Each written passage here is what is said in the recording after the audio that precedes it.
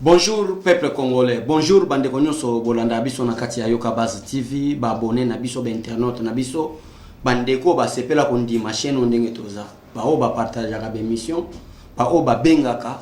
En tout cas na landi yo façon ko lo changer. Merci et bonjour à tous. Na ye bomoni ke émission alelo ezokota arrêter ezokota na pokwa a. Donc bomoni ke na pokwa déjà na sa l'émission na pokwa parce qu'il y a un problème.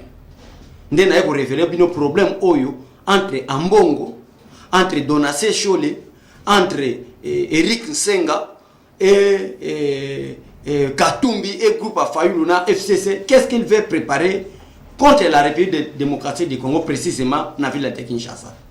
Nde yango lokolo information il est partout na Canada, États-Unis, France. Batu ba benginga ba biso to mona ki ba Donacé Chole ndenge ba yaki awo. Biso to mona ki ndenge ba Fridolé Ambongo ba yaki awo. Biso to moni bango to moni ba place bango ba koti.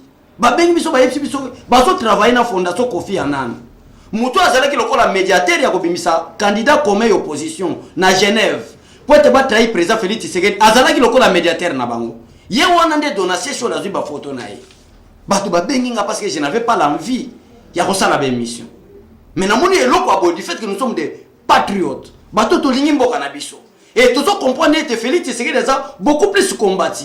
Tantôt basali nzembo to sali ninité. Tantôt tiala mwana ke kolota o nalukuta na papa Luambo makiadi ayebsinga ke peuple azole lanzala. Malheur et souffrance depuis 1960 balingi ba pesa ngoni so na moto wa président Félix Tshisekedi. Et vu tout ce qui se prépare na bi non, il faut na le canal de la batte vérité. Il faut na loba na expliquer batou qu'est-ce qui se passe. Kuni ni bazo préparer. Peuple congolais n'a pas droit au bi parce que c'est mission moko na boy na zo bino tamulai. Na sengi bino pe ko partager be mission o ya boye. Peuple no so baso la nanga ba numéro na biso zo le kawana. So ki bozwinga te bozo numéro a chaîne na biso bozo aglodi, o benga koyeba bo pesa biso information. To ko mema information na indeti na présidence à qui les droits. Parce qu'il y a un problème qui se prépare, il y a un coup d'état qui se prépare. Et ça na ba makambo ebele bazo sala bat ba ke o sala ngo ba confession religieuse o ba bima ki po ba kende libanda mboka. Nde on a besoin de tozana face à la caméra. Toye bisa bango makamba kenda kosala. Bino moko bomoni Félix Tshisekedi ayi. Et comme problème ya bitumba. O mbongo ebimi tanto ba koseli Nicolas Kazadi. Nicolas Kazadi ministre de finance abimisi mbongo. Apesi hôtel du gouvernement, apesi hôtel du gouvernement provincial, apesi gouvernement national, apesi ba sénateur, apesi ba député, apesi cabinet président Félix Tshisekedi, ba détailler na ba montant au ba conseil président Félix Tshisekedi à travers Nicolas Kazadi qui est l'actuel ministre des finances qui est mbongo ebimi ebele. Nyoso wana pour nini zo esali bango bandima kite muto bazakolo baki azaki président élité azaki na légitimité à peuple congolais te bazomona na ville qui chata za 12 millions d'habitants mais bazaki oyambe plus de 18 millions. Na ba village environnant de la ville de Kinshasa ba ke po ba yamba président Félix Tshisekedi. Nde amone bandi ko pousser bango ba cause la même na Nicolas Kazadi makambo ki ayibi mbongo. Or que c'est meilleur ministre de finance depuis 1960 exploit oya sali depuis 1960 mais bato bazaki ba ministre de finance n'époque ya ba Lumumba ba sala exploiter. Ba komi ko combattre parce que ba comprendre azo respecter vision chef de l'état et nous sommes là pour révéler le peuple congolais. Mais on les a si jeune abisoté. Si j'ai l'habitude de détailler, Ambongo, ce n'est plus un serviteur de Dieu, mais c'est un militaire qui se prépare un coup d'état.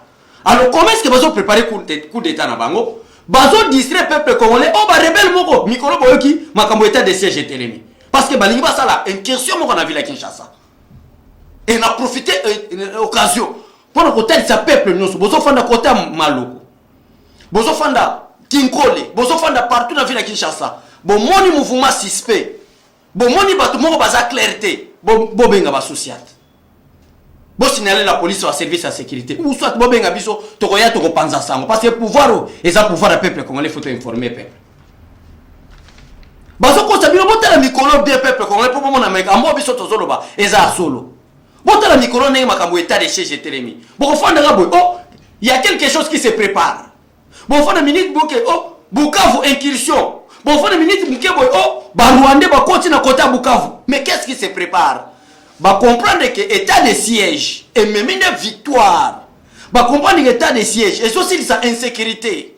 Le lingue bazala qui ko violer ba maman na biso. Le lingue bazala qui ko boma ba papa na biso. Le lingue bazala qui ko sala biso mabe ba comprendre que insécurité et ça na kosila. Alors, tu préparer plus vite que possible. Félix Tshisekedi a comme en 2022.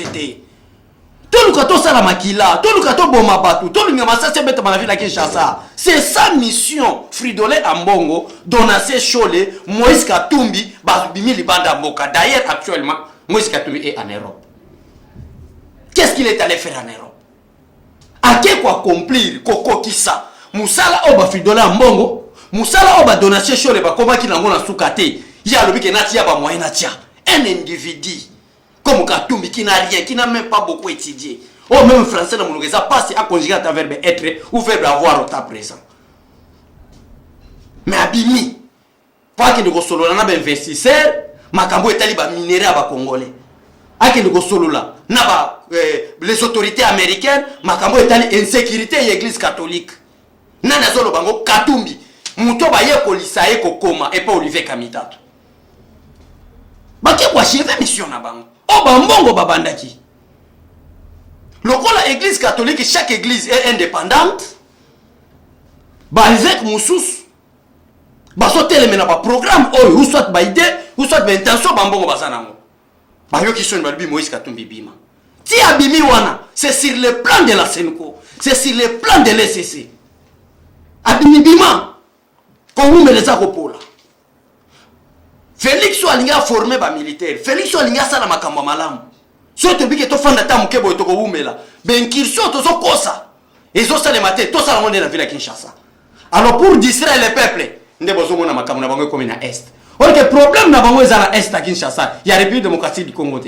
Problème na bango za li ville de Kinshasa za na trouble moko incroyable mais vrai, ba to ba confirma qu'il est tanga. Pour être présent sa communauté internationale et qui t'a nanzela va conseil à sécurité ba bimisa ba résolution que ça ne va pas au Congo et pour ce biso to kende na dialogue. Voilà mission Moïse Katumbi Bimeli. Voilà mission Moïse Katumbi Bimeli. Ya moi to lobi na peuple non so bazo la biso partout dans le monde. Boya peme na président Félix Tshisekedi. Félix Tshisekedi azana batu na ye. Félix Tshisekedi azana ba communicateur na ye. Seul président tozo depuis 1960 jusqu'à présent a ouvert simple, humble. Mutazo tangola makolo de l'aéroport. Si Pascal ko pesa peuple mbote, batu bazo kamo. Boya pembeni na ye. To boya tribalisme, to boya haine. Considérez mon Congo lokola ndeko na yo. Considérez mon Chouali lokola ndeko na yo. Considérez mon Luba lokola ndeko na yo. Considérez pe Mungala lokola ndeko na yo. Boya to sangana. Boya to sangana to tonga mboka. Ke bo banda ko préparer, tala ne ba so préparer peuple congolais. Na ba chanson moko ya izana tsina te. Tala bandoto ma nani, Tchalamouana zolota. Donc ça prouve clairement que même Tchalamouana lui-même est sous la malédiction. Comment est-ce que Moutou Akoufa déjà qui n'est ni membre d'état famille, ni ton ami, mais a révélé esprit de mort et la Tchalamouana. D'ailleurs, moi, tout le peuple congolais, bandeko nyoso balanda kabiso, boya to fanda derrière Fatibeto. Donc mission ya bamongo. Mission Yaba Donassé Choli. Mission Yaba Eric Senga. Peuple congolais partout au Nanga. Ce ne sont plus des serviteurs de Dieu. Mais ce sont des ex-serviteurs de Dieu. Les ex-ouins de l'éternel. Qui ne sont pas les ouins, mais les ex-ouins. Donc, bateau bazaki ouin kalaba pengwa. Maintenant, ce sont des hommes politiques. Ne yangwana ba échoué mission. Babimisi Katumbi. Na lingina taïsa peuple congolais nini. Ça va 100% avec l'état de siège. Makambo nous sommes en incursion à Bukavu. Ba Rwandais bakoti na Est la République démocratique du Congo. Bakangi bango, nyonso on est allé une distraction pour distraire les peuples, pour distraire le président de la République. Mais ils préparent frapper la ville de Kinshasa d'ici là. De révéler déjà bien. Baso se préparer va frapper bien la ville de Kinshasa. Alors peut-être pas frapper bien malamu. Problème na bango ezali nini? Problème na bango ezali po ba frapper biso malamu. Ezali ete baya ba codiser peuple congolais. Na makambo etali libanda, na makambo etali esa République démocratique du Congo, ba kosa peuple congolais. Que bota l'état de siège zo simbate. Bota la kuna na parti ese zo simbate. Bota la ba Rwandais bazo kote la biso. Bota la ba Ougandais bazo kote la biso. Bota la ba pêcheur na Ouganda, ba pêcheur congolais na maye kaboli biso na Ouganda bakangi bango. L'état ce sont des distractions simples. Problème na bango ezali ba frapper na ville ya Kinshasa. Problème na bango ba monter ba cour na kati ya Kinshasa. Alors, ba yebi malamu que pendant 18 ans de malheur, de souffrance avec Joseph Kabila, ba bomi niveau éducationnel ya peuple congolais. Majorité du peuple congolais atika l'inconscient. Peuple atika la kaboy. Là où bazo tromper congolais azo beta maboko. Bisiko bazo beta bango vérité ata la muluba wana. Alors comment est-ce que tu préparer masse? Comment est-ce que tu préparer nini? Moi-même na bengi batu bodio eza na koyo kisabino bodio. Comment est-ce que Mamou Tchalamwana a été interpellé par les membres de FCC et des membres de la Senko avec ceux de la Mouka? On va financer ba pesi mbongo. Balobi beta nzembo o mambo alinga beta ke Congo eza na misère akuta na lombo. C'est pour inciter les chefs de l'État. Parce que d'abord comme ya muto atangi ya lombo makiadi, ce n'est pas un bon exemple pour les Congolais. Comme ya lombo makiadi. Et c'est exemple malamu te pour le Congo. Nyinyi yango ya malamu lombo atika na mboka oyo. O bino boko betela maboko. Yango na ko exemple de chez Zamabe, lombo atiki ni. Lombo atiki ni na mboka oyo. Tomoni ba grand musicien africain. Batiki li peuple na bango ba salle de cinéma. Batiki li ba peuple na bango ba salle de théâtre. Batiki li peuple na bango ba maison de disques. Batiki li peuple na bango ba grande ba salle, ba biloko ba université. Ba yusundo batiki ba université na mboka na bango. Mais quel est le musicien congolais oyo ko beta tolo lelo en dehors ya ba immeuble na ba range over ba ya ko talisa biso, tale le ko to sali pour l'intérêt à peuple congolais. Nana ko testanga eloko nini papa Luambo na succès no sazalaki. Ba raconte no sazaki na ngona ba grandes autorités. Et nana ko yebisanga eloko nini na malamu atiki pour l'intérêt général l'intérêt à peuple congolais. Ah c'est l'exemple maintenant pour Tchalamwana. Azo exemple wana sala nini alobaki na kutani na Luambo. Et Luambo chanson qu'il est tenté de préparer, et la chanson, le la chanson à campagne. Et ça chanson à campagne électorale. Koko c'est que Luambo ta singa nzala peuple congolais. Comment est-ce que nzala banda depuis 1960? Bon, il faut que ça sali 2 ans de pouvoir. Mais il faut être dans l'idiotie. Comment c'est possible? Balomwe na Tchalamwana, baye na bano baye minzembo, nini to salité. C'est toujours des distractions. Nzembo baye mbiki nini to salité. Bocha ba maloba, totangi kelasi o totangi te. Mais otangi kelasi na kimuyibi na lokuta na bo otangi kelasi ni. Baloba ki Mobutu soka ke ego bonga Kabila ye. Est-ce que bino bolinga Mobutu akende po Kabila ya? Tolinga ki Mobutu akende po Tshisekedi wa mulomba comme président. Mais bino bolingi Mobutu akende po te Joseph Kabila ya. Alors vous voulez quoi? Vous voulez quoi? Nde ya mwana talisi peuple o balanda kama. Bande konyoso basepela na mwana mboko trésor lumbu. Po bolobi ke kombo ajibecho les akombo malédiction na zwango sote. Bande konyoso basepela kananga. Na koyebisa bino bolanda te biloko ezo salema pour l'état de siège. Pour l'état de siège. Bolanda biloko wana te. Bolanda biloko wana te. Yango zomona bazo distraire biso. Pona makambo etali état de siège. Yango zomona bazo distraire biso. Pona makambo etali insécurité. Pour être bango préparation na bango frapper la ville de Kinshasa. Et heureusement pour le président Félix Tshisekedi, il est bien préparé. Et heureusement pour le président Félix Tshisekedi, il a déjà formé les militaires. Et heureusement pour le président Félix Tshisekedi, il a déjà la diplomatie. Au-delà de tout, le président Félix Tshisekedi a la protection divine. Voilà pourquoi Moïse Katumbi en tournée héros américaine pour aller accuser Félix Tshisekedi auprès de ses soutiens. Mission naïe. Faire une déclaration que non, je ne suis plus Nakatia, Union sacrée, peuple congolais, nazo avancé na idée oyo, ndenge bazo distraire biso na ben sécurité, ndenge bazo distraire biso na ben incursion en ville ya Bukavu plutôt, ndenge bazo distraire biso na entrée ba militaire rwandais na sol congolais, tout ça c'est de distraction pure et simple.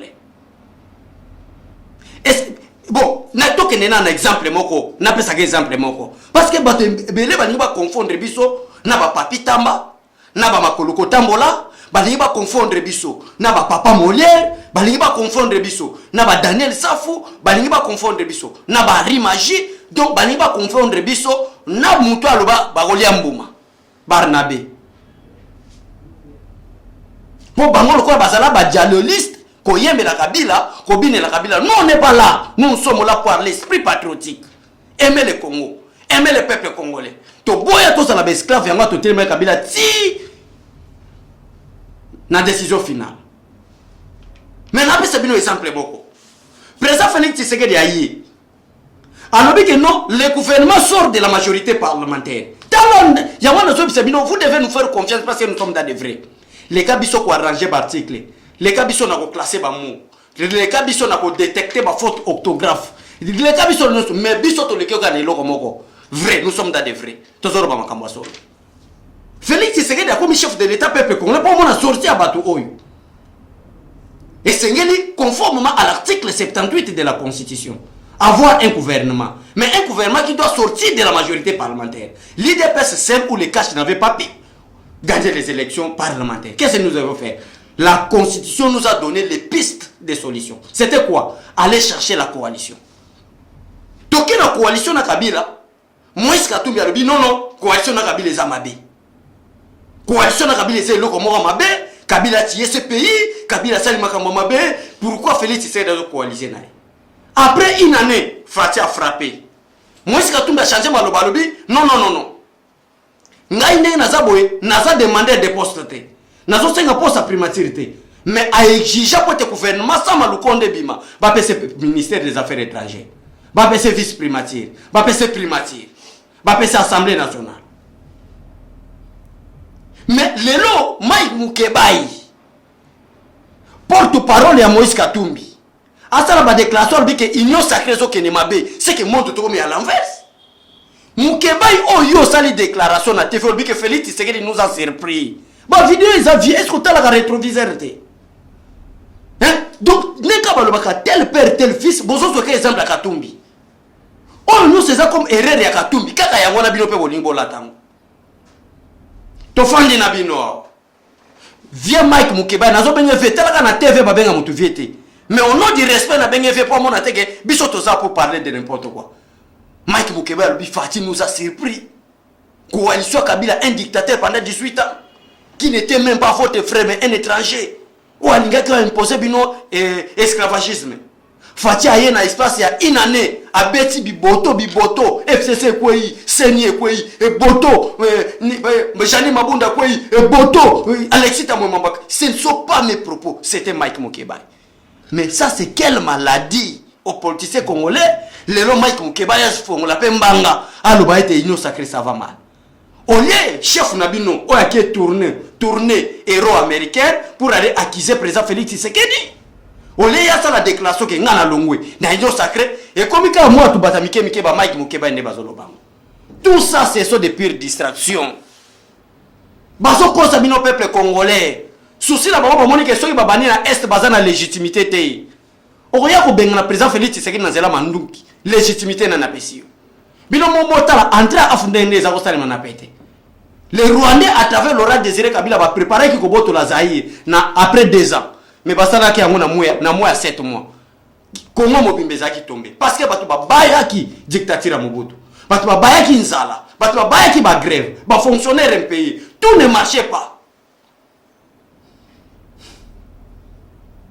Tout ne marchait pas. Si vous avez le président Félix Tshisekedi na légitimité ni. Aujourd'hui nous constate la trouble na ville de Kinshasa. Nous allons frapper la ville de Kinshasa parce que tout le monde kuna. Par quelle légitimité? Par quelle légitimité? Bazo distrait peuple congolais que peuple congolais a là état de siège na est. OK, et il prépare pour frapper la ville de Kinshasa.